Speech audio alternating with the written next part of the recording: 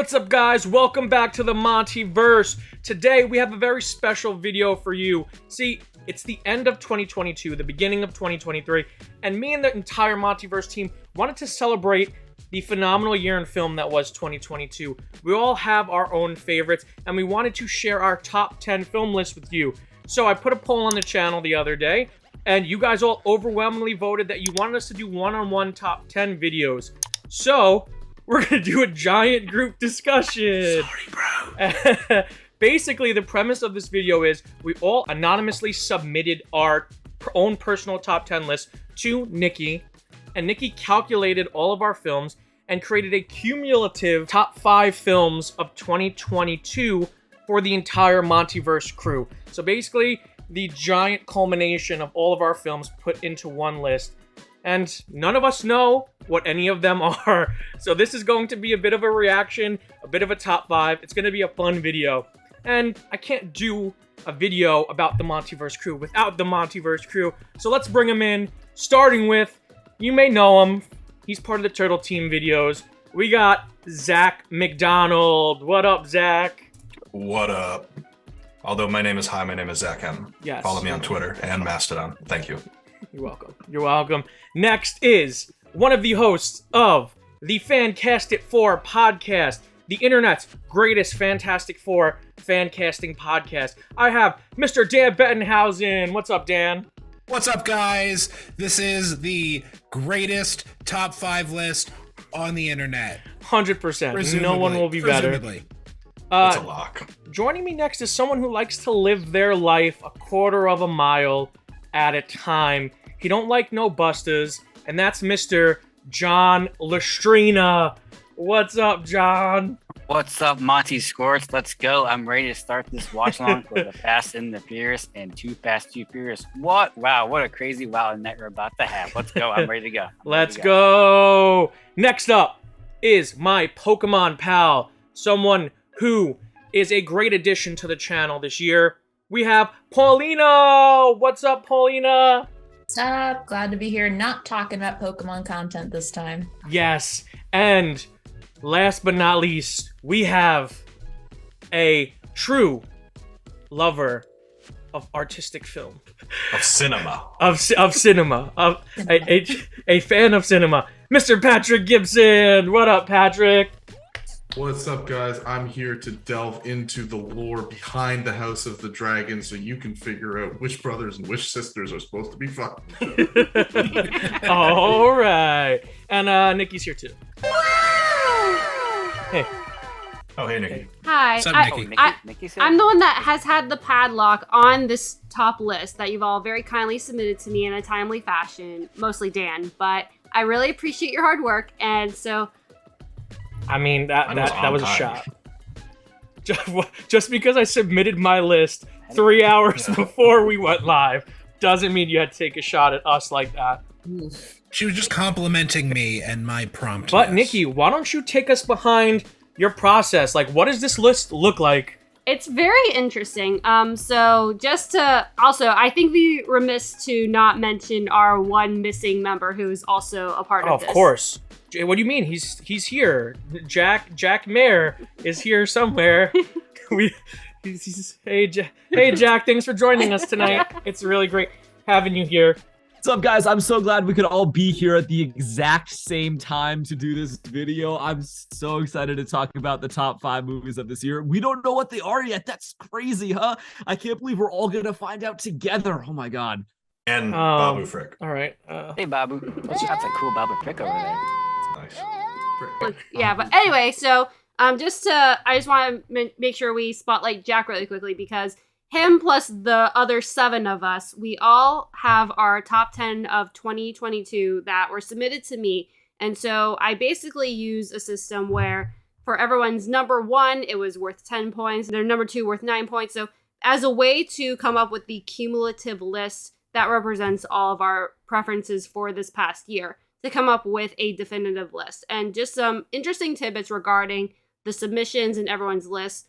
There was a total of only 39 unique films amongst the 8 of us for our top 10 lists. Everyone did have at least 4 or 5 movies in common with one other list. So there was a good amount of overlap, but everyone did have at least one movie that actually no. So actually, Zach, as of his most recent submission, has no movies that are unique to his own list. Yeah, basic. What all of his movies on his list, at least one other person has, and then Patrick, John, and Jack all have 4 movies unique to their list, the most unique list of the 8 of us. So it's definitely interesting to see kind of like where all of our interests and preferences lie with this. But I do have the full cumulative list for whenever we're ready to get going. Yeah, I mean, I think we have to say something right off the bat, and that is there's one film we had to leave off the list, or it is a film that we all realized was our all of our personal number one film, not only of the year but of the decade, possibly of the century. All time. Almost choked on the gag popcorn. Moonfall. Stan, stop it. Stop it, Dan. And that movie Cats. is Sonic the Paulina? Hedgehog 2. We all know it's got to go fast through the Oscars. It's going to get every award. It is quite possibly one of the greatest films of all time, if not the greatest. I mean, it literally blows Citizen Kane away. Citizen who? Citizen Lame. Yeah, I put it 1 through 10 on my list, and then Nikki yelled at me, so I was like, okay, I'll redo it. But then So we all like, shook let's just on get it rid and of we it. We'll agreed. get rid of it. It's too good. It's way too good. Yeah. So So It's it's ranked the alpha 0. rank. yeah, it's ranked 0. 0. I mean, clearly Sonic can run faster than 100%. Citizen Kane. Rosebud. He will come at him on his little Rosebud moment, and he will floss, which Yeah. is like the greatest thing that can ever be captured on film. They literally had to make high up five tails. Oscars just to give more to Sonic. Yeah, so we all agreed it's just not fair for us to cover that film in this top 5 list. So that film will be omitted. If you don't see it on our list, that is why we all agreed no one can put it on their list. There'll actually be a separate video you can find right here in the corner. You click on, it'll just be to why Sonic Yeah. 2 is the greatest film of all time. And Yeah. it's only a 5-hour video. It'll be in one of the corners of this video. But with that being said, Nikki, let's get into this list. What is number 5?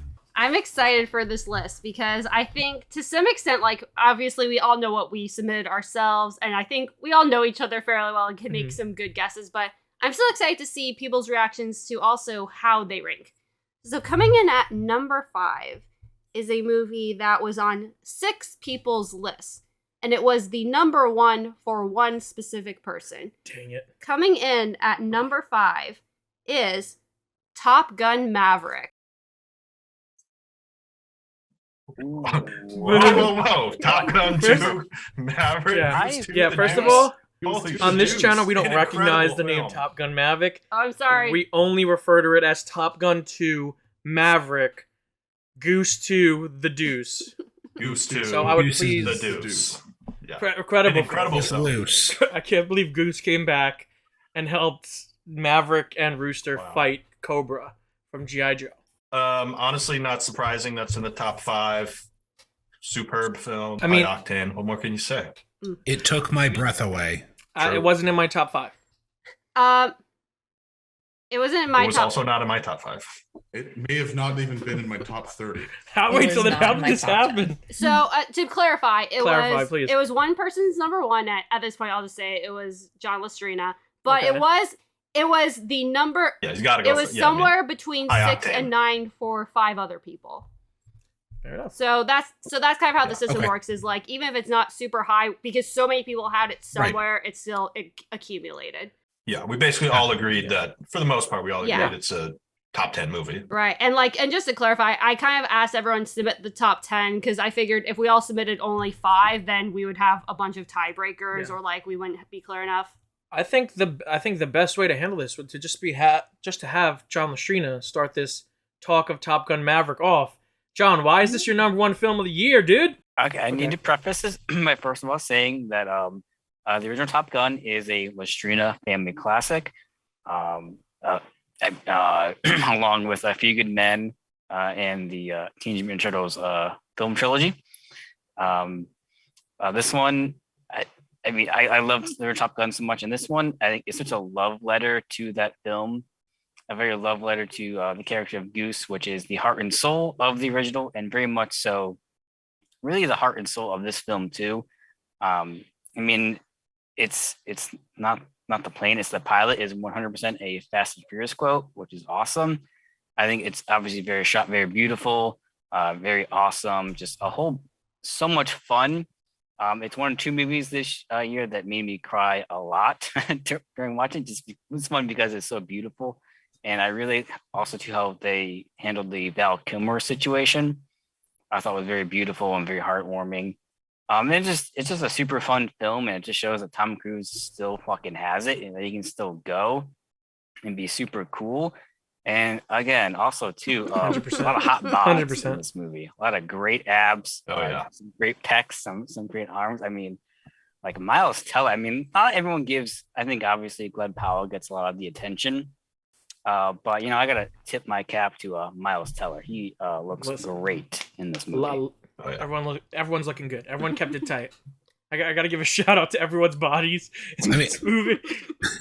I had this at number 6.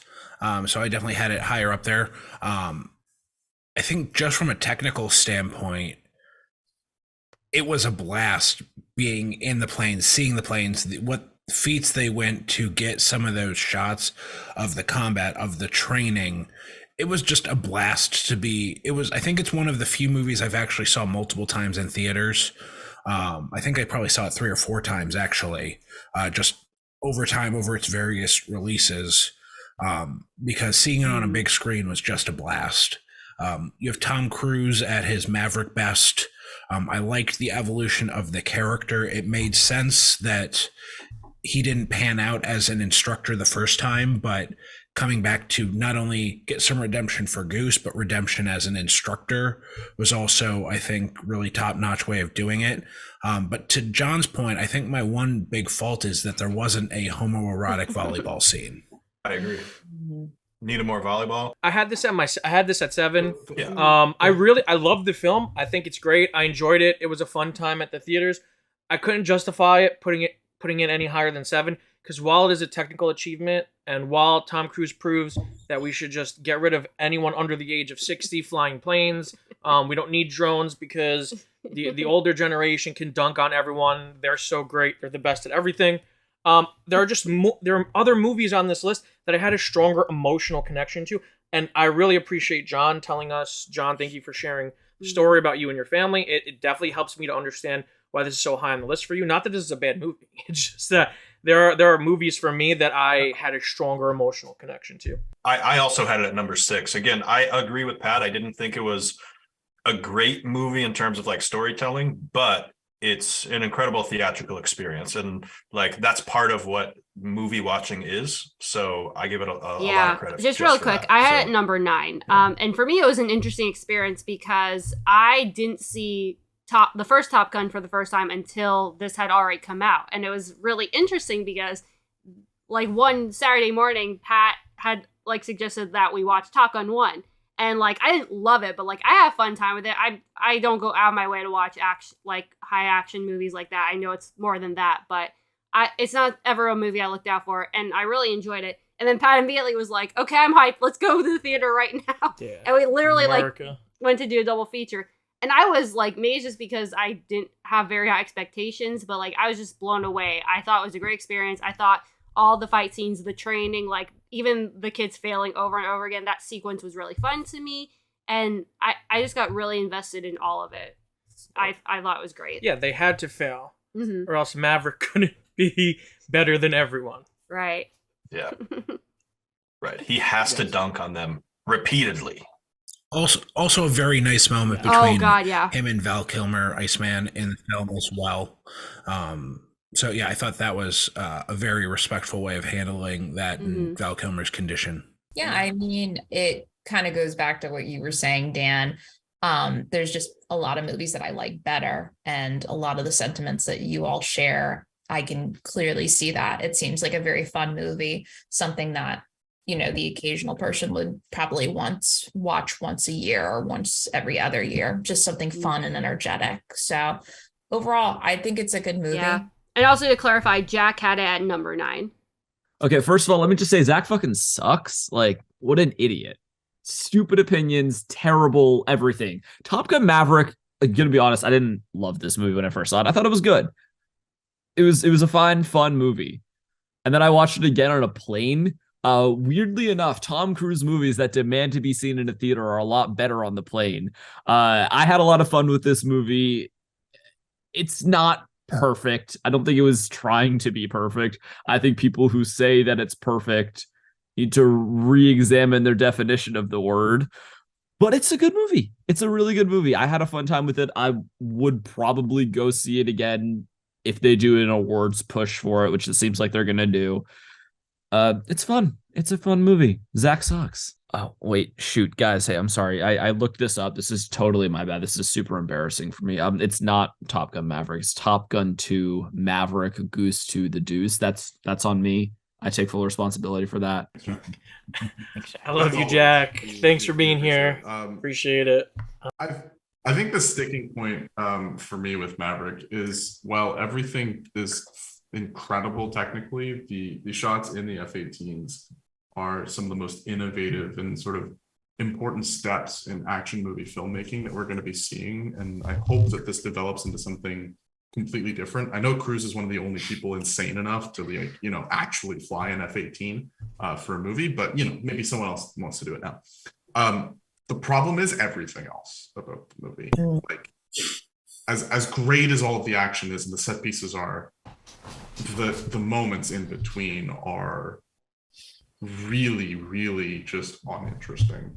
I hate to say it, Andy McDowell's character just felt like, hey, we got to tack something in here and make this run an extra 20 minutes for seemingly no reason to make Maverick human, even though we've got... He's not human. Maverick is not human in this movie. No, exactly. Let's not kid ourselves. But that's the thing, right? They try and humanize him through these other characters that are introduced, and it's like, yeah, I just want to see planes shoot at each other and blow shit up. Like, that's what this movie's for. Yeah, come on now. I mean, I think that's all we have to say on, and this will probably be one of the last times I get to say it, Top Gun 2, Maverick, Goose 2, The Deuce. Hall of Fame film title, though. I really appreciate Tom Cruise fighting for that title. Alrighty, so I take that as my cue to move on to number 4 on our cumulative list. And I'm going to just say this now. This will ruffle some feathers and is probably the closest to an upset in my opinion. So for our number 4 film, this was only on 3 lists, but it was 2 people's number 1 and 1 person's number 3. Making it at number 4 on our list is The Batman. Number 4? This is ridiculous! This is outrageous! This was my number 1. Wait, so it was your number was- 1, no, Pat?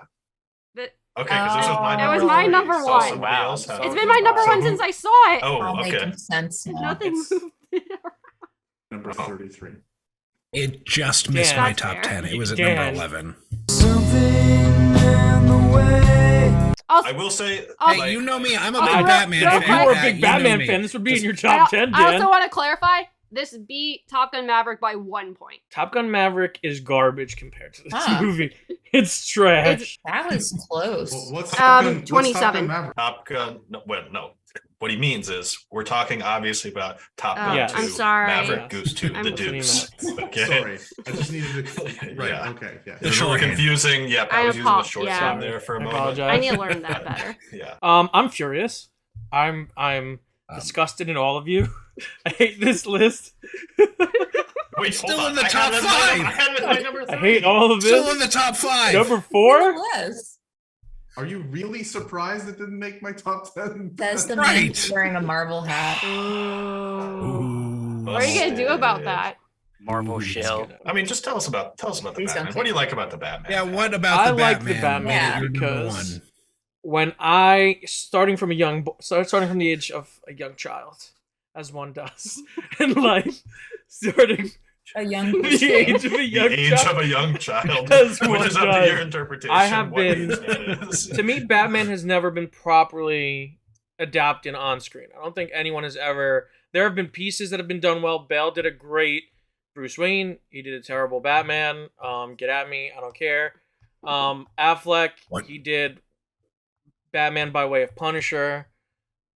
Keaton. He was pretty good, but Pattinson, I think, nails what a year two modern age Bruce Wayne would really be like. I love Matt Reeves' direction. I love the story as a fan of mysteries, as a fan of noir crime dramas. This was perfect. It was absolutely perfect. It took a lot of inspiration from some of my favorite Batman works of all time: The Long Halloween, Batman Year One, Batman Earth One, Batman Ego, Batman Year Zero. It was such a one. Like watching this, I could tell from within the first 2 minutes that Matt Reeves has done his homework, and not only did he do his homework, he really loves and appreciates the source material. And that's the kind of stuff you see in directors like Ryan Coogler and, like Peyton Reed to a certain extent and James Gunn. I think that these guys are able to really appreciate the films that they're making from source material. I think he truly understands the character of Batman and the world of Batman extremely well. I loved Pattinson. I loved Zoe Kravitz. I loved Colin Farrell. I loved my boy. Why am I blanking on Paul Dano? Mhm. Paul Dano as the Riddler. I just think it's such a gorgeous, dark, black and red film. More so than many other films on this list. Like I even told this to Nikki, thinking back on my top 5 films of the year, I really was tossing this around with 3 other films, and really was the emotional feelings and weight of the other films that I was tossing. And I was like, wait a second, I was super emotional watching this film because I have such a strong connection to the character of Batman and to the comics growing up that I remember being like almost moved to tears. I was so overjoyed to finally see my Batman, or as close as I can possibly get outside of Kevin Conroy, rest in peace, who was always my Batman and will always be my Batman. A perfect adaptation of Batman on screen. I just think Matt Reeves hit a home run. Yeah, and like I come at it from a totally different perspective from you because I don't know the source material. I have no idea about him doing his homework or sort of what he's drawing from. For me, it's about the performances, the direction, just sort of like an overall vibe of the movie. And then for me, a lot of the heavy lifting is being done by the score. I absolutely love this score. I listen to it almost on a daily basis at some point throughout the day. It is absolutely my number 1 score from this year in movies. But yeah, I mean, it's just, to me, just pretty much phenomenal across the board. Again, cracked my top 3. And I just want to say, pretty darn good. Almost as disrespectful as this group putting this at a cumulative number 4 is the Oscars not putting the Batman score on the short list for best score. You know what? F the Oscars and F the MontyVerse crew, okay? Okay, let's be kind. All right, bye. Continue. Let's be kind. Continue. It's number 4. Anyway, I'm in the similar boat as Zach. I never read any comics. I don't know anything about like how Batman is meant to be interpreted or anything like that. I was blown away by how much I enjoyed this film. And it's a long film. That's probably my biggest issue is I do feel the runtime at times. But at the same time, I also don't really know what I would cut because, like you all said, performances are all absolutely freaking fantastic. And I love both kind of like the detective noir stuff. Like, I love the scene where he's solving the riddles to save Pierre Sarsgaard. But I also like the action when we get into it is great. Like, I was shocked by how invigorated I was during the chase scene with the penguin. Because that's a thriller moment, and I still loved that scene. So every aspect of it, like the blending of genres, the atmosphere of it, everything just worked really well for me. I'm in a tough position because I can certainly say, as much as this is probably a movie I'm going to rewatch more than a lot in my top 10, there were just a lot of movies I loved this year, whether initial viewing or subsequent viewings, and that this didn't fall. Others just overtook it.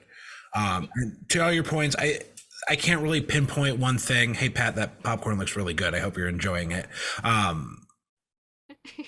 That's terrifying. But so again, it's not a knock on the Batman. It's just these other movies had something about them that put them a little bit ahead of the Batman. No, Dan, we totally get it. You hate the Batman. Dan, So, why do you hate anyways, the Yeah, fuck character Batman. Batman? I buy many comic books weekly of the Batman, Dan, are you the almost Riddler? Are exclusively you the because I Joker? hate it. I mean, I don't think I look that good in makeup, and I'm not that smart. Maybe I'm Mr. You're Freeze very because smart. I am Yeah. more specifically Arnold Schwarzenegger's Mr. Freeze because I am the best at puns. Most specifically, puns related around snow Dan. and ice Not only are and you cold great at things. puns, but you're smart, and I'm sure you look wonderful in makeup. Not something I care to test out unless, maybe I'm in a performance or something. It's not. So anyway, what do you guys think of the Don't knock Batman? it till you try it, all right? Right, So anyway, anyone else like the Batman?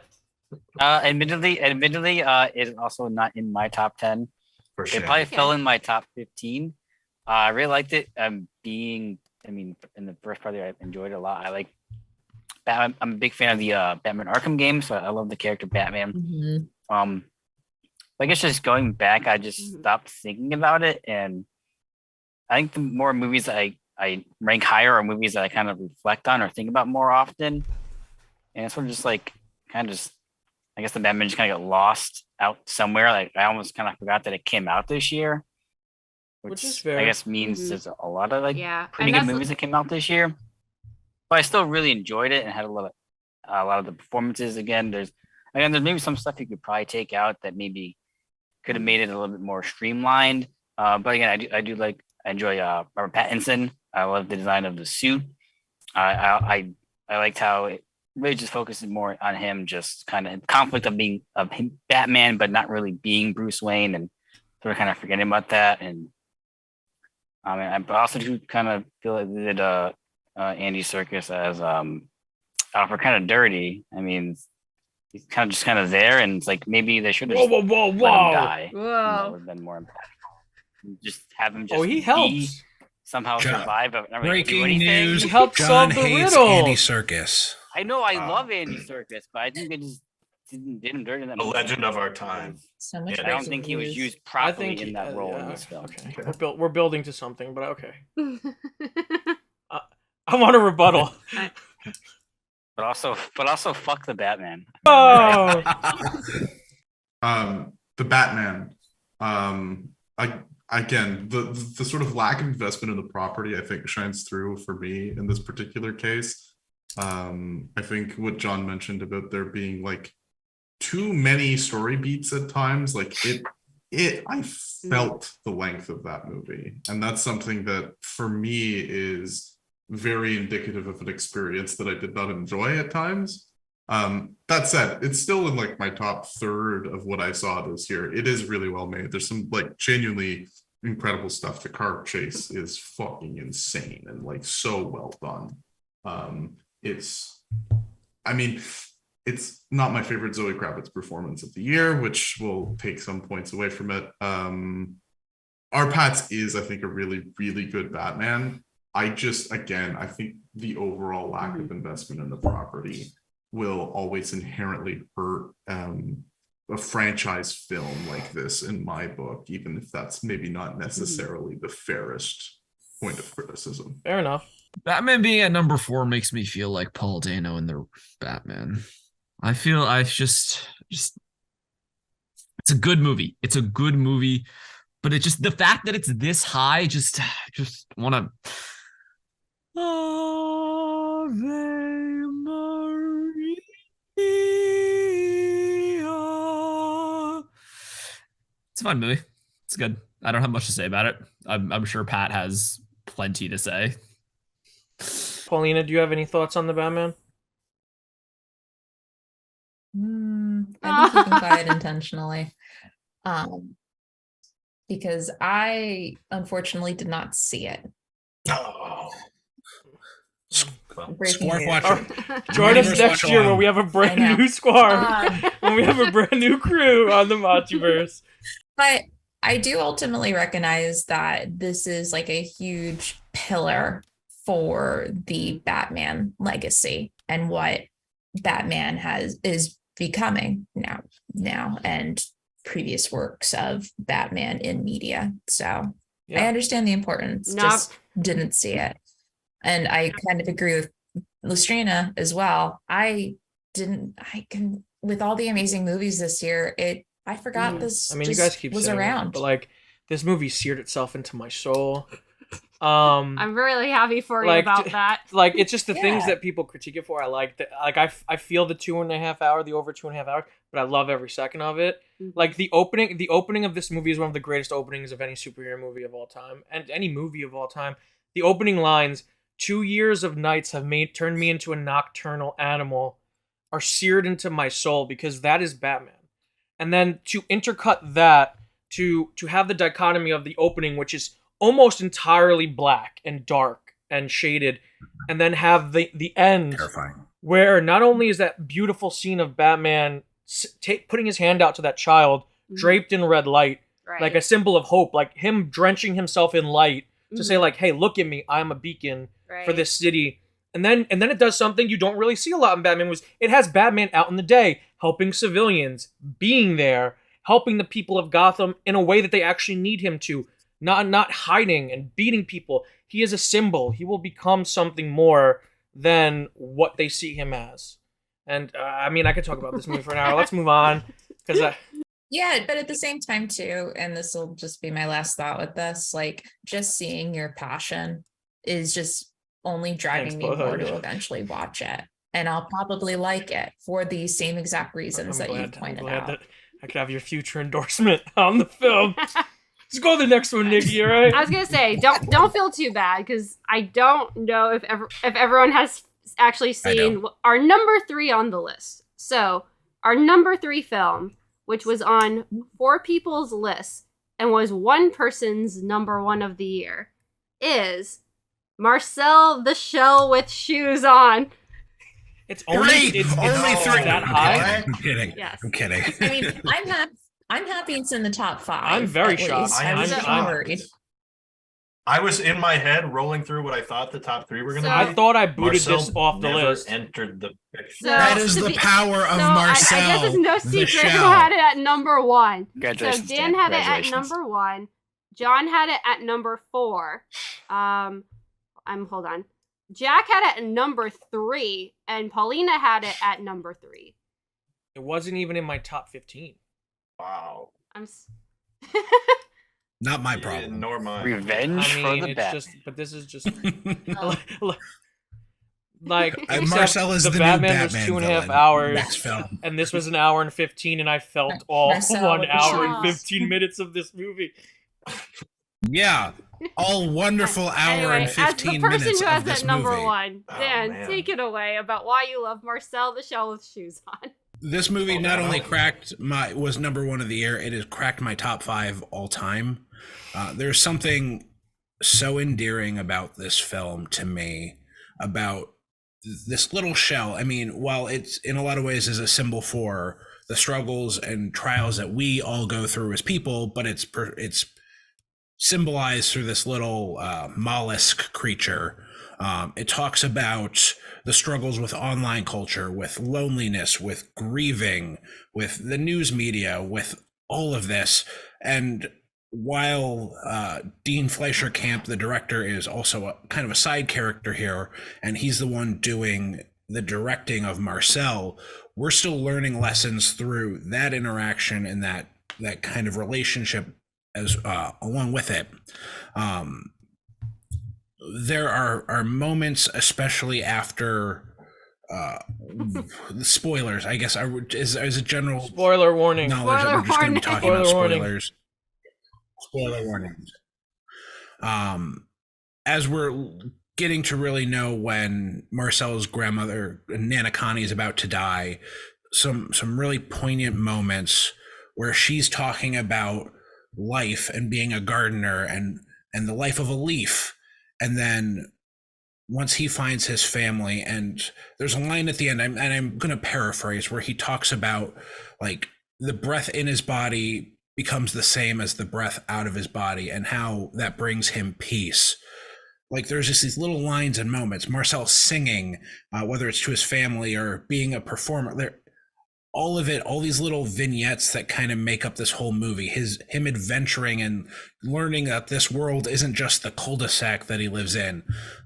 All of it just worked so well for me. My God, I'm crying. I love this Paulina, movie. you had it at number 3, so go for No, it. Yeah, and it's just so beautifully put. It's honestly watching that movie, anybody at any age can appreciate the beauty and symbolism and meaning behind it. It's just so carefree and delightful and emotional. I think everybody when I was seeing it cried when the grandmother died. You get invested. It's such a short movie, but you get so invested in these characters. The dog, even the dog, and just like the little nods to real life parallels of just like, oh, they sit down together and watch 60 Minutes. That's like a ritual a lot of families do together. And it's just, I don't know. I truly think I agree with you, Dan. This is like one of my favorite movies of all time, and something that I'm going to continuously recommend to friends to watch and experience at least once, because it's just one of those movies that is so, I don't know, refreshing. Like tiny little Marcel here. Exactly. I love this movie. Yeah, and I'm so grateful that I was shown the shorts and I was invested in Marcel before seeing this movie. And I think it's just very nice to see an indie movie being picked up like this, just from animated shorts on YouTube and being fully made into a movie and having the support there.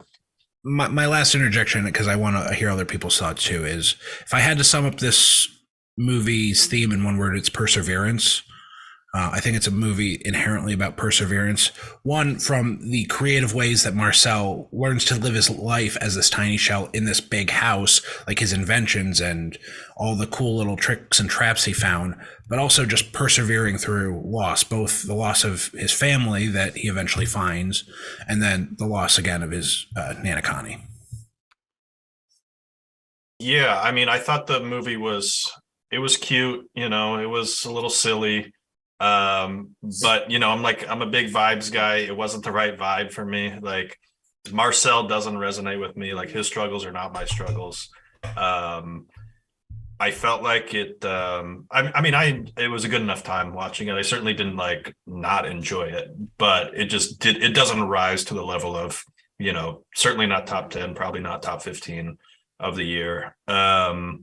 I also felt it kind of jumped the shark a little bit at the end when you meet his family and there's like Cheetos and pretzels and stuff. I was like, okay, what are we doing? This is a bridge too far here. Your Cheetos are living things. Yeah, I was just like, all right, Be careful next time you eat one. I don't know what we're doing anymore. So I don't know. I mean, it was fun, and I can appreciate why people like it. Yeah. Just it's not a for me. cold day in hell. Sure. That I am agreeing wholeheartedly with a sentiment made by Zach McDonald. But yeah, I gotta agree with Zach. Just wasn't for me. I resonate a lot more with other movies that touched on grief and loss this year, way more than I did with Marcel. I just think that the movie kind of like it flip flops for me, but in different ways than it does for Zach. But I also think it jumped the shark a little bit at the end. It's fine. It's a nice little movie. No, it's perfect. Nice little perfect is not a sentence, Dan. It's a nice little movie. I'll say really quickly. So I just double checked. So I have it at 13. Actually, what's really special about this is I saw it for the first time on a plane to meet Dan in person for the first time, and and it's only at 13. That's why it's that high. Wow. That is why it's that high. But anyway, I thoroughly enjoyed it. I think he is super cute. Like the little moments, probably my favorite is like when he's just dancing and singing on the record player. Like that little image is so cute. The stuff with his grandma, like it made me tear up. And I do not usually get emotional at movies. But for me, and I actually really do like the stuff with Dean. I like how it grounded it a little bit more because I wasn't expecting that at all. I didn't see any of the shorts, so I enjoy it. I don't know if it's one that I'll repeatedly go back to, but I do find it very enjoyable. And then really quick, not to skip over him, John, you had it at number 4, which is also very high. Yeah, it was earlier it was probably in my top 3 and then slipped a little bit. But I did feel it was very charming. I think Dan touched on a lot of things that similar things with Dan, but just like just seeing him like in his everyday life, moving around, and how he had to do things, and then just how everything kind of just collected, like with I think like when he was using was it like honey or something with like the books or whatever, and all it's just kind of, who's gonna clean that up? I mean, that's all I always want to know, like when Dean's not there, yeah, kind of thing. But it's just I thought it was really fun, like the whole going through like 60 minutes to try and get the word out, track down his family. I thought was fun and cute. But no, it's a very, very charming film. Some really good quotes, really good lines, really well written. I thought I don't know, I enjoyed it. I love this movie. I know that we've been doing a lot of bits. We've been having a lot of fun here tonight, guys. But let's just take a moment to talk about a movie that's truly fantastic from this year. Marcel the Shell uses the mockumentary format perfectly. It's adorable. It's heartbreaking. It made me cry so hard the 2 times that I saw this. Just everything about this movie is just so beautiful. Warms your heart, fills your soul. It's perfect length. Like so many movies this year were so long, and so many of them didn't need to be so long. And here comes this like 85-minute movie, just gets in, tells its story beautifully, and then gets out. I love this movie. Patrick, do you have any thoughts on it? It's fun to see a shell throw up. It's tiny little. The cutest throw up scene I don't know. in the history of cinema. Oh, I'm sorry. Have you seen The Exorcist, bro? It's pretty cute. Those are the 2 degrees. Of No. Should we do a poll for it? Yes, Who's the cutest vomit? catch it in 2023. That will be a poll on the MontyVerse. Best vomit in cinema. Oh, boy. Please don't. Nikki, Let's get off this topic. I'm Please so don't. disappointed. Like I don't even want to. Like what is I am what is thrilled. number 2? Pauline and I Okay, are thrilled. so no, You're This guys, will be our list. How I you doing, promise we are everybody? going to come together on the top 2. Oh my god! I promise. I doubt it. We're too far gone. No. Cats. I have no clue. I don't even I'm know what number 2 is terrified. now. I'm I pretty, feel like I'm it should be pretty very sure I know what predictable number at 2 this is. point. But anyway, okay. So our number 2 film of the year that was on 6 people's lists. It did not make number 1 on anyone's list, but people were very happy about it. Our number 2 film is Glass Onion. Halle Berry. That has a kick. Oh, that's actually surprising. That was my number That's 2, wildly but surprising. Neither that's was not I. what I I thought it was thought gonna it be was going like to No, I didn't think so Goosebumps or either. something stupid. Yeah, like I thought it was going to be something- like Tar or something. No, I don't know. I was pretty convinced it was RRR. Yeah. Oh, okay. I have not. I seen thought it was Glass so- Onion. Yeah, no, I thought it was I, RRR too. I mean, I feel like Zach Okay. kind of has to start off. I was going to say, did let I me have it double at the check. highest at 2? You probably I did do. I 4. think I had that 4. I have Number it. two? I have it at Wow. number 6. Broad. Dan has it at number 4. John has it at number 8. Patrick does not have it. Zach does have it at number 2. Jack does not have it. Paulina has it at number 7. No, 6. And then Pat has it at number 3. Boom, dude. You had the Batman at 3. I got Glass Onion at 3, bro. Nice. Okay, look, fans of the Fan Cast It 4 podcast will know that like I am the resident Ryan Johnson stan. Okay, big fan, love all of his work. From the beginning. And Knives Out is one of my favorite movies. I was not expecting Glass Onion to be able to sort of live up to sort of what he had accomplished with Knives Out. And somehow, like, the more I think about it, the more on board I am with it being every bit as good. I think it's maybe a slightly less charming than Knives Out was, but it's incredibly clever. I feel like the writing, it sets so many things up. It gives you so many clues as to what is going on, while always sort of playing this little game of making you look over here while, I mean, the title of the movie is pretty apropos, it's a glass onion. Everything that's happening is being shown to you. But he's kind of playing a trick with you where he's forcing you to sort of peel back the layers, but you didn't have to do that. So I don't know. I just really love it. All of the performances, obviously it's a star-studded cast. We have an incredible cast, and I think Ryan has a really great ability to bring those casts together and get them to perform in ways and interact in ways that shows through on the screen incredibly well.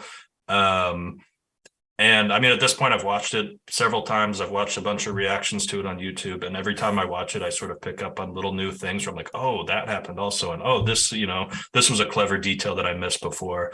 It just has immense rewatchability, and it's just incredibly fun for me. So, yeah.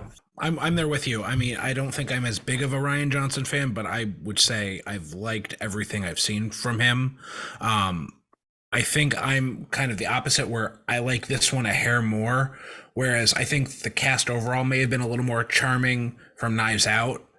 I thought Daniel Craig went from, if he was at 10 at Knives Out, he went to like 30 in this one. Like, I was buying everything Daniel Craig was selling in this movie as Benoit Blanc, from start to finish. And yes, quickly on that point, I just want to say, I think part of that is with Knives Out, it's just a movie where Daniel Craig is one of the actors who is acting in the movie. But I think since we've known it's turning into a franchise now, Daniel Craig knows that he has a level of ownership sort of the franchise now, along with Ryan. So I think he is free to sort of just be like, I'm going to push a little bit further. And I think you're right. That does come out in this movie.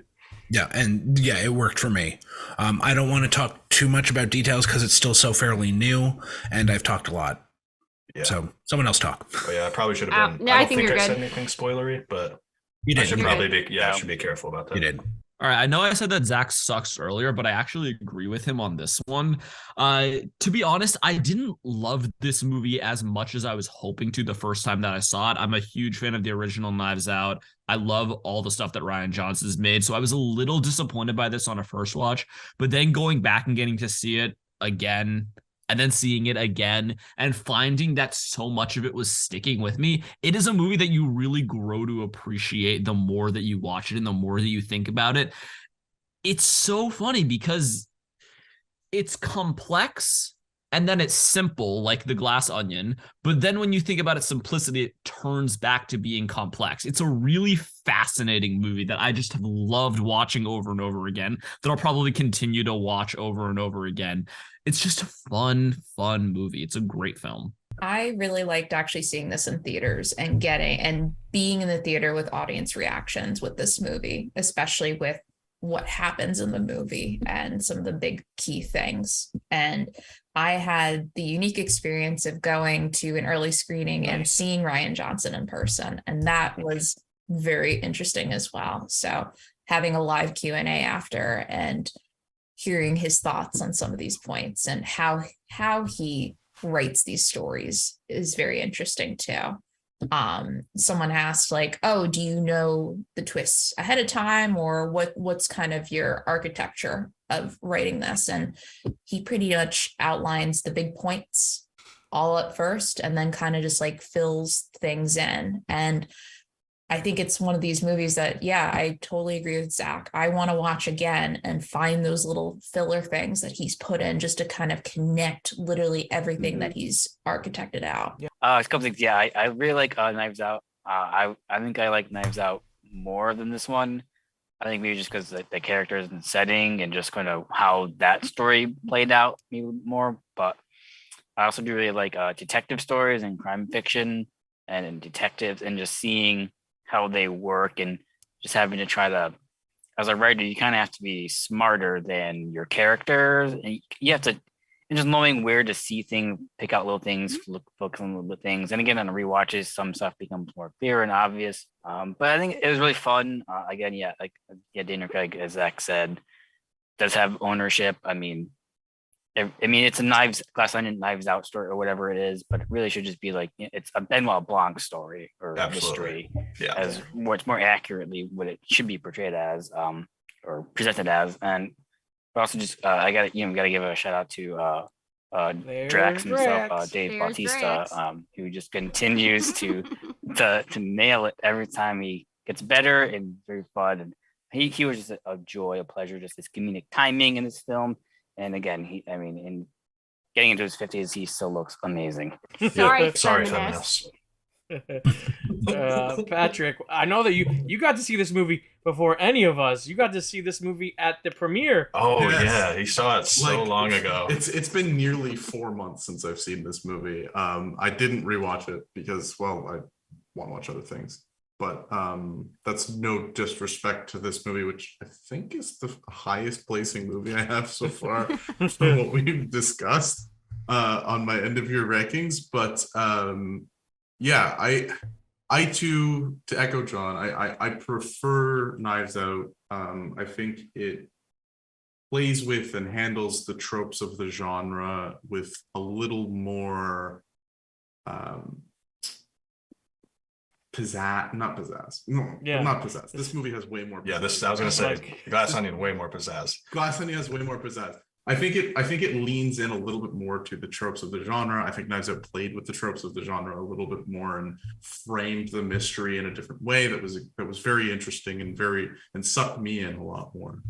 I think with this, there's some stuff in it. I think there are higher performances and there are lower performances where I think Knives Out, everyone sort of came together and blended together really well and made it feel like a really cohesive unit, where I think in Glass Onion, certain people were just on a different level.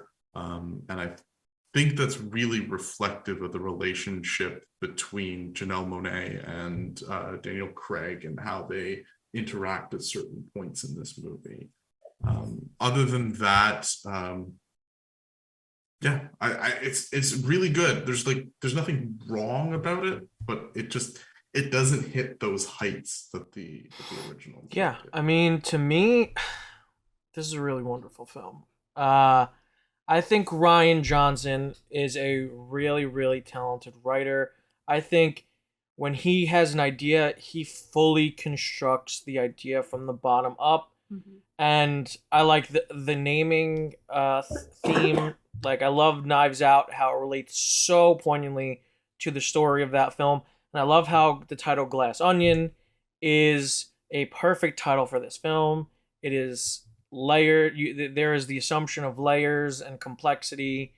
And it's, you can see right through it, just like glass. And I really appreciate that. And if you haven't seen the film yet, not only do I recommend watching it, I recommend watching it a second time. There's another thing I have to give Rian Johnson an amazing amount of credit for is his attention to detail. Yeah. There is stuff in there that is insane to pick up on during a second watch. Paintings are hung a certain way. Like the attention to detail is phenomenal. It's definitely, like Zach said, it's a movie with so much rewatchability. Like, you can rewatch that movie 3, 4, 5 times and pick up things you missed every watch through before that. I love a good meme movie. Meme movies are the lifeblood of cinema to me. I think they are super enjoyable. This movie has the perfect amount of meme content in it. Benoit Blanc himself, I think, is a living meme, and I want like 17 more movies. Just him getting more Blanc every movie, just Blanking it up all over the place. Dave Bautista once again proving why he is the best wrestler turned actor. He's not afraid to take risks in his work. He's not afraid to look like a fool on camera. And I think that is helping him tremendously in his career. The cameos galore. Like, we're not going to mention anybody, but man, so many cameos in this movie. Mm-hmm. So many people. And it just, and that should tell you how good these films are, to have all of these celebrities, like random celebrities from all over the world, want to be in these movies because of how good they are and how much they like them. And listen, I'm a sucker for a murder mystery. I love murder mysteries. I'm a big horror guy also. So anything mystery related, anything in the mystery crime drama genre, I am all for. So this kind of checked so many boxes for me.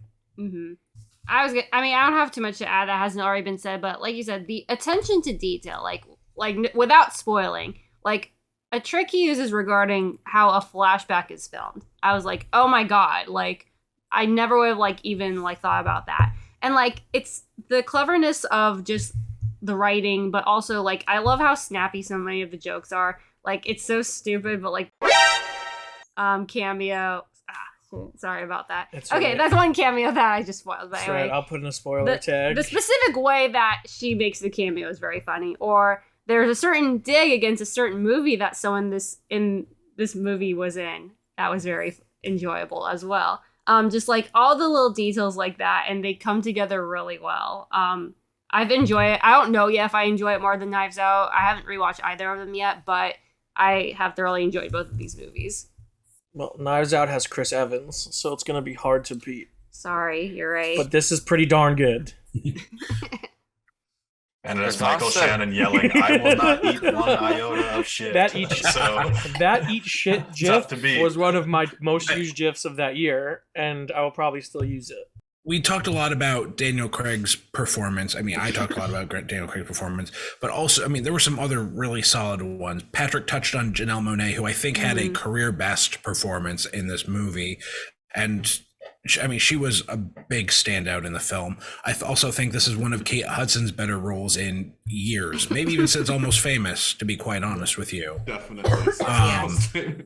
And also, not a big role, but Noah Segan. And I just have to give a shout out to fan of the show, Jessica Henwick, who I've met. She's wonderful. Thanks, Jessica. Thanks for being a fan. She was like, it just shows you there's no small parts in this film. No. She's great in this film. She does some sight gags, like some stuff in the movie, just her physical acting. Like there's one of the things she does in this film is quite possibly one of my favorite gags in the whole movie, and it involves a red Solo cup. And it's just like everyone is good, no matter the size of the role or the name or number on the call sheet. Everyone put in a stellar performance in this movie. And I just want to shout out Daniel Craig for showing up to the Q&A at TIFF at 11 a.m. on a Sunday, hungover like no one has ever been before. Deservedly so. Just a true Legend. trooper. A legend. Oh boy. Oh boy. All right.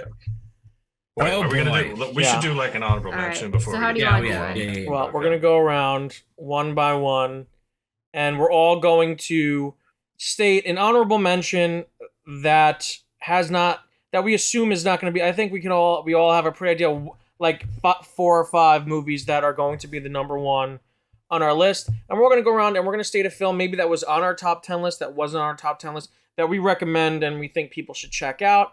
And Nikki, who is first on the list? Because we'll go in that order, and I will go last. Okay, well, that works out perfectly because I'm first and you're last. So. Perfect. Okay, so this is tough, like, if I have to pick, because I have a lot of movies that did not overlap with everyone else's, but if I had to pick one, I'll go for a more oddball choice I don't think everyone is even familiar with. I'm going to go with Kimmy, which is on HBO Max. It came out very early this year. Is that the Zoe Kravitz performance? But anyway, Yeah. it's a great movie led by Zoe Kravitz as a woman who, like, you can call it a COVID movie, but basically she does work from home, works for this company that has an Alexa-like device that she does coding and programming for, and then she kind of gets swept up in, like, this big, like, mystery, like, involving one of the calls she hears, and it's by Soderbergh. It's very tight, and I just love it. It's thrilling in the best way possible. That's my recommendation. Kimmy, Kimi. Also has the best Interesting. needle Now I drop. have to watch of the year. Kimmy. You should. I thought it was a Kimmy I Gibbler guess I have to sequel watch film. Kimmy too. It's good. No. Fuller House. Oh no. It's not. Anyway, so then after me, Dan, go for it. This movie is not Okay. in my top 10, but it is a movie that really surprised me. And I guess it actually surprised Zach that it came out in 2022. We just talked about one mystery film. This is another one, and that is the John Hamm leading Confess Fletch. John Hamm takes over the role of Fletch that was originally done by Chevy Chase. This is just a really fun mid-budget film. I think I would love. The problem with it, I recommend this because I want you to go see this because I want to see John Hamm do more of these movies. He's fun, irreverent, sarcastic. I think he does the role better than Chevy Chase does.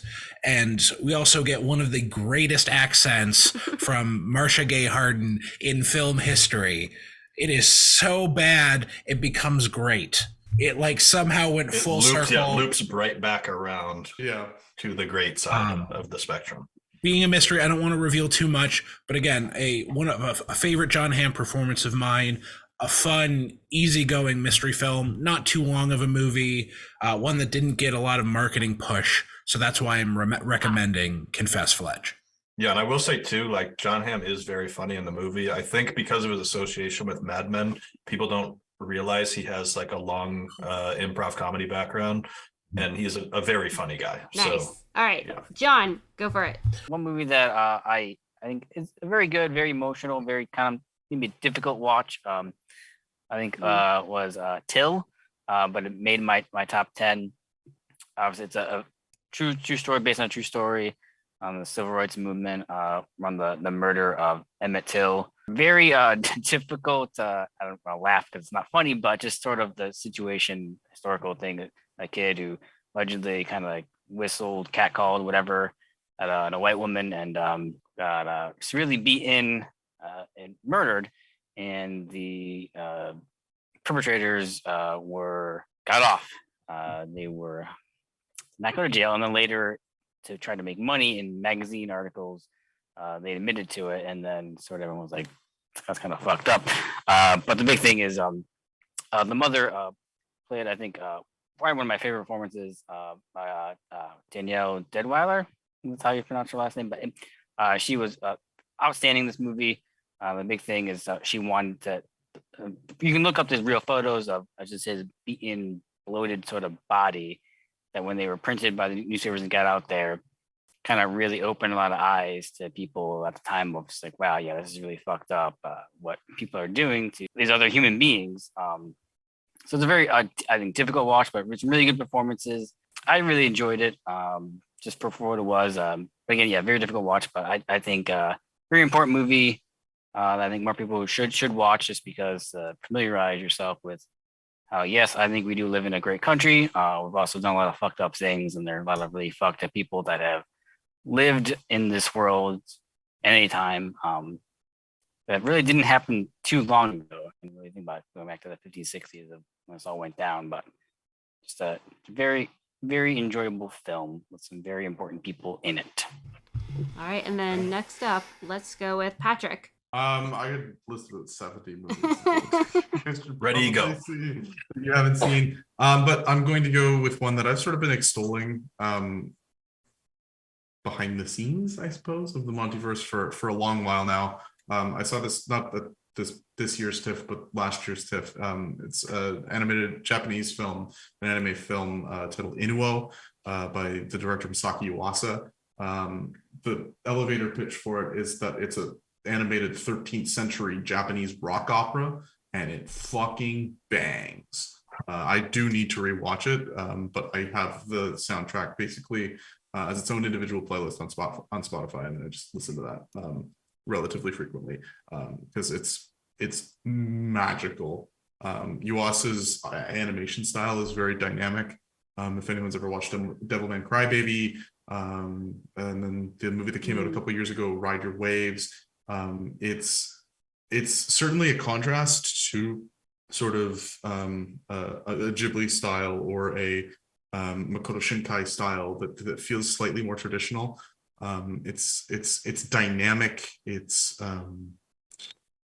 aggressive, and it complements the music very well, and sort of how the movie comes together. Awesome. And then Zach.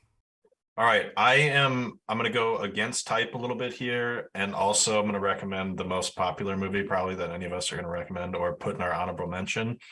I'm going with the instant animated classic Turning Red. Okay, people got to get out there. They got to see this movie. Look, I don't like animated movies. I do not like them. Okay, like nearly just a blanket statement. I can say that. But Turning Red is so freaking funny, and like it's got all the charm and all the story beats you expect from a Pixar movie. But I don't know, it captivated me in a way that other Pixar movies have not, with the exception probably of Coco.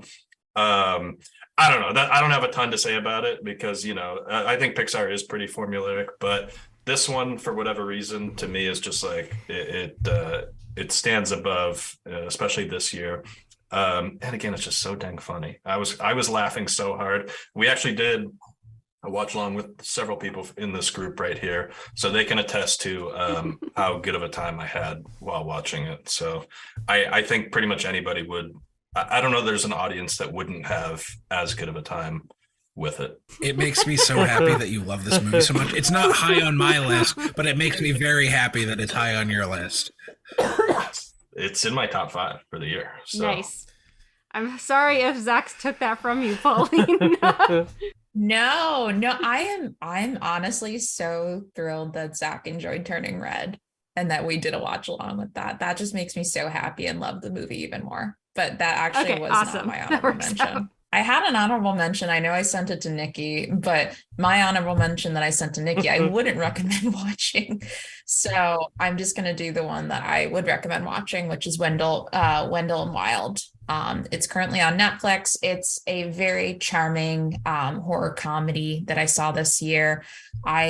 The claymation, the voice acting is spectacular. I don't want to give away too much of the story because I think the story is very unique and off the beaten path of what you would expect from this type of style of writing. But it's a very interesting take on the afterlife and a very interesting take on how to process grief. So I definitely recommend watching it around Halloween next year. I definitely want to check it out. And then... Yeah, I mean, this is interesting.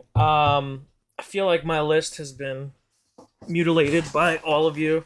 There's a couple of movies I could talk about. But now that I think about it, I did reviews on 2 of the movies I wanted to talk about. I did a full movie review on Dragon Ball Superhero, which I think is one of the best films of the year. The animation is gorgeous. And I did a review on one of my favorite films of the year, Black Panther: Wakanda Forever. One movie I didn't make a review about that I think more people should watch is what I personally think is Kevin Smith's best film, and that's Clerks 3. I didn't expect much. Like, I'm a fan of the Clerks franchise. I expected a fun movie. I did not expect to end this film devastated and in tears, like going through a cathartic, emotional journey with these characters. It was such a beautiful, wonderful film about life, about the struggles of getting older and realizing like your place in the world, trying to still figure it out.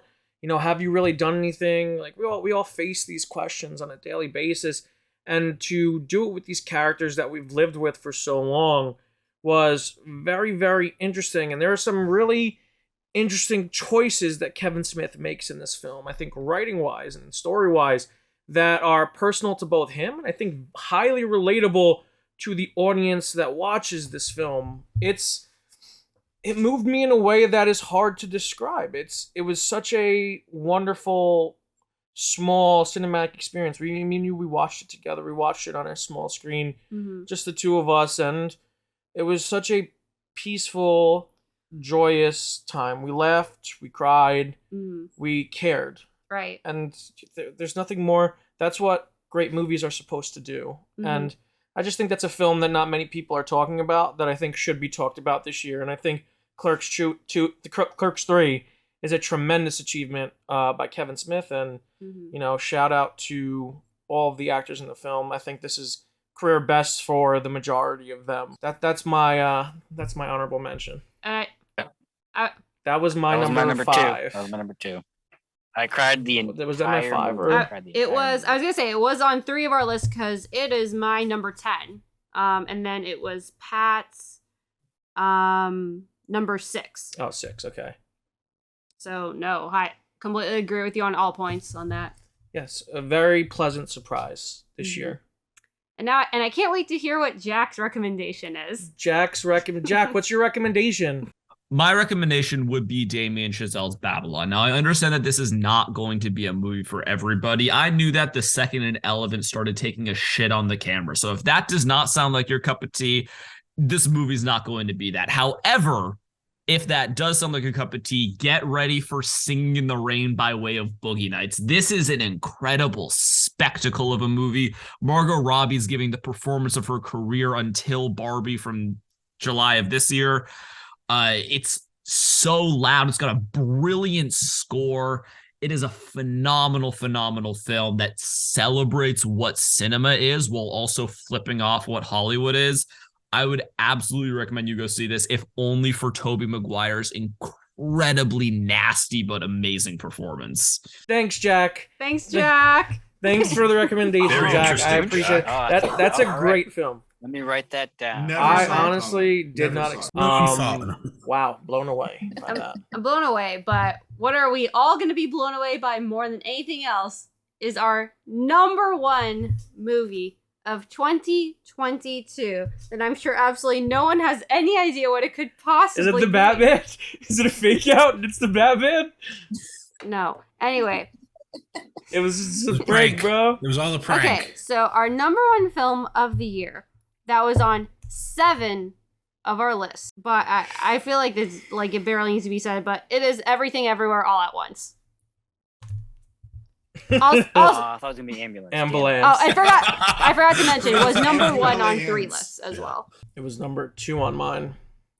I'm the That's my loser who 2. didn't have it. So let me explain like really quickly. Yeah, go for it. I did not have a great theatrical experience. I had assholes in my theater who wouldn't shut up the whole time. So and it was a bad day. Like, without going into detail, I also lost my car. So that was not a great day. In the parking lot. She eventually found it. She did not, like, her car didn't pass away or anything like that. Dude, where's my car? Anyway, not a great day. Definitely tainted. Still a great film, and like y'all will go into more detail, but holy hell, the costume design for Stephanie Sue. I felt like I had the opposite, where the reason why this is my number one is because I had probably the most emotional and physical experience watching this. I've never left a movie just out of breath and like exhausted in a good way. I felt my whole mind and my whole being invested for this entire time and every second, which is funny, everywhere all at once. But yeah, I felt everywhere. Yeah. So it's very hard for me to sum up what I think is spectacular about this movie because everything is spectacular. Also clarify, I have it as my number 12, so I'm Everywhere. not that far off. Okay, Nikki. All right. First you flexed that it wasn't on your list, and now you're coming in like it's my number 12. I wasn't flexing that it wasn't on my list. I'm ashamed. Anyway. Something I realized after watching this movie, and maybe a little bit after I watched this movie, is that I truly appreciate films that are able to do things that I normally find irritating to such a degree that it endears them to me. And I will take that and I will enjoy a film more than I would something I would traditionally find entertaining. And this is something that does that in spades. I approach film in a very less is more perspective. I think the show, not tell sort of storytelling approach is the most effective, and leaving things up to the viewer to interpret for themselves allows for more enthralling and active storytelling for someone to approach a film. This film somehow weaves in those elements into just the most movie I've ever seen. This movie doesn't stop and somehow weaves in the emotion that is necessary to carry something that doesn't stop for 2 hours and 15 minutes plus. I can't remember the exact time, but a long fucking time. And I much like Pauline, I was blown away coming out of the theater because I was just like, there are certainly movies that have tried to do things like this before, but for me, I haven't seen one that has been able to handle the emotional weight this movie does while also trying to experiment in so many different ways. I truly believe this movie is a masterpiece, and I need to re-envision it in my head and come back to it at some point to grasp the minutia of it, because so much of it is in your face right away that you can't take that moment to take a breath and step back when you're experiencing it for the first time. All right, who wants to top that? Who wants to top that analysis? I mean, I'll go next since I had it as my number one also. This movie is just like it's pure chaos, like embodied, but it is so much more than that all at the same time. Like it somehow manages to take within this chaos, there's brilliant performances, there's brilliant spectacle, there is brilliant drama, and then there's like a brilliant emotionality to it. The MontyVerse viewers may not know this about me. I'm an infamously unemotional person. This movie had me choked up. Like that is a thing that movies don't do. Like media does not do that to me. And it had me choked up. And it was doing that in the midst of like entertaining me to, you know, the nth degree. Like how it managed to weave all of that into one movie is, as Patrick said, like it's as good as a masterpiece, I would say. And just like a truly incredible film with incredible performances and just like incredible vision, you know, from the team that put it together. And yeah, I don't know, it's just great. Yeah, as mentioned, this movie is kinetic, it's frenetic, it's chaos, as Zach said. You have some transcendent performances from Michelle Yeoh, from Stephanie Sue, and I hope I'm not Ke Kwan. He had so much. He was the heart of this film, whereas Michelle Yeoh is the lead and is very deserving of all the accolades she's going to be getting. He is the heart and soul of this film, and I'm so glad the Daniels got him for this film, and I hope we see him further.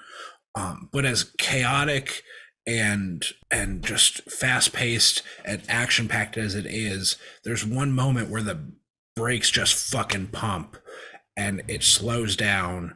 I hope someone goes into more detail because I don't want to talk too long about this, but that moment too where it just slows down and there's just a moment between two characters in an unexpected situation, I think what put this movie over the edge for me. John, anything to say about Everything Everywhere All at Once? I mean, I think everyone has been said, but I really just like sort of the choreography, action choreography, fight scenes were just really dope and just really cool and really fun.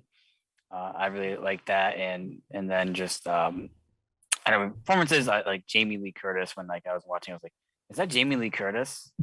And like I had to like look it up just to verify. Oh, that is Jamie Lee Curtis, because it kind of just threw me for a curveball, as they say. I was sitting fastball and I got a curveball, so I had to, you know, kind of adjust. But I say sitting fastball in this movie, wrong move. Right? But you're looking for all the nasty stuff. Knuckleball. It's knuckleballs all day. Someone's throwing an actual e-fist for the first time. I mean, they keep saying, no, you know, it's a splitter, but no, you know what? It's actually more like a fork ball. I mean, they don't really throw fork balls anymore, but you know, and again, and in short round in this movie also as mentioned, and great. It's very, very fun film. Very fun film. I enjoyed it. I think I had number 6, so it just missed out on my top 5, but definitely just like a really fun watch and a lot of live emotions. I mean, this movie to me was an experience, absolutely, from beginning to end. It surprised me in a lot of ways. Number one being the pace. This movie, like everyone's mentioned, it does not stop. The pace is breakneck from beginning to end. And the second thing that surprised me is how truly small this film is. And if you really think about it, there's 2 main sets that they use the majority of the film. And it's so weird. They make you feel so big and so small throughout the runtime of this movie. And it was such an odd experience. It's an odd experience of just truly feeling your place in the universe and then kind of bring that back in to what really matters and what matters in your universe, like your personal space. Like there's one scene in particular where it's between, I don't want to spoil it because I honestly think everyone should see this film. I think it's a beautiful film, but just know that at the end of the day, the core theme behind this film, I believe, is family and just love and just finding what makes you happy, finding your own. It's everything everywhere all at once, but the world is always everything everywhere all at once. We can't control any of that. All we can control is the stuff around us and in our universe, in our world, and what makes us happy. And I think that's it's a really beautiful film. It's a cathartic film. If you experience loss, or you love someone, or there's a million different ways you can look at this film and feel something, and that's powerful. That's extremely powerful, because there are films on our list, and there are films that we talked about that cover one specific thing, but this film feels like it covers a magnitude of different things, and it does it extremely well. It covers everything so beautifully, and I can't emphasize the word beautiful enough, because after watching this movie, I felt like I went on it was emotionally draining, but in the best way possible. I went on a truly spiritual and emotional journey, and it's not often you get that in modern spectacle cinema, because I think this movie is a spectacle. The costume design and the use of multiverse travel, and it's just what a wonderful, wonderful film. That was put beautifully. Thank you. Did we all talk about it? Yes. Man, I'm just... Yeah, I mean, this is just the best movie of the year. I don't think there's any denying that. It's the movie that I want to win Best Picture, despite there being other movies I've liked more this year. But when I think about 2022, Everything Everywhere All at Once is going to be the movie that comes to mind. The logline for this movie is a woman tries to finish her taxes. And when you say that, of course, it sounds boring, but the Daniels take that and they meld it into the most beautiful story of a mother-daughter, of a husband and wife, of the mother and her father. It is such a brilliant, brilliant story, and I cannot believe that it works as well as it does. I've seen this movie, I think, 4 times this year. I'm probably going to watch it again before the Oscars. It's so, so, so good.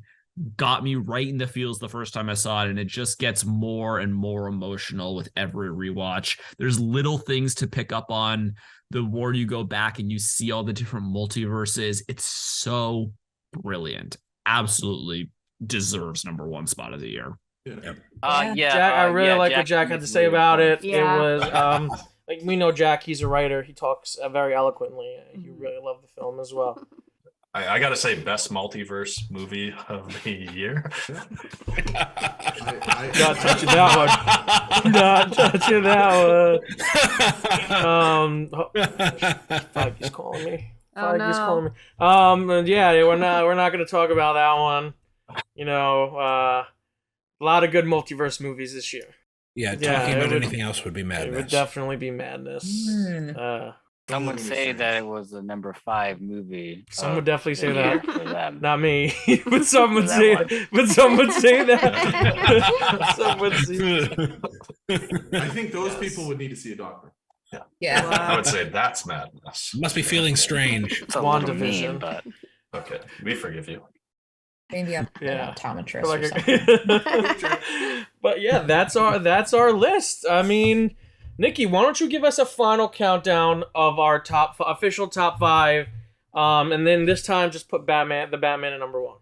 I'm not going to do that part, but I'll do everything else you said. So just Okay. as a quick recap, the MontyVerse top 5 films of 2022 are at #5, Top Gun Maverick. At #4, The Batman. What? What? That Hold movie on. didn't come out. Hold on. Let's start over. What? What is Top Gun Maverick?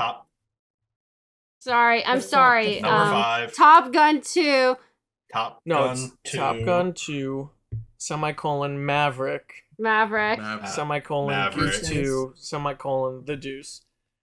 All right, so Just a colon, #5 that's of okay. 2022 Cool. is You're right, it is just a colon. didn't know what a semicolon is. Semicolons are cooler. Semicolons are better. Anyway, so Okay. #5, whatever you just said. #4, The Batman. #3, Marcel the Shell with Shoes On. #2, Glass Onion. So weird. And #1, Everything Everywhere All at Once. Yeah, we did it, guys. Bravo. Also, after hearing that top 5, I definitely I definitely did not win. Okay. I definitely didn't win. You won Guaranteed by I having won. it on. I won because these are the friends we made along the way. That's true. That is true. So join us next year with a brand new cast on the MontyVerse, brand new crew. But yeah, I think that'll do it for this edition of top 5 movies that everyone on the team except me has watched this year. I think it's a pretty good list. I think overall we had a pretty good list. Everyone start plugging where people can find you. Let's start with Patrick. Patrick, where can the people find you? In my house, and that would be weird. All right. John, where can the people find you? You can find me over just on Twitter. I'm not on Mastodon like Zach, but DON_LASTRINA. There's some Fast and Furious news that's been brewing. So check out that. And maybe next year we'll be talking about why Fast X is the #1 movie.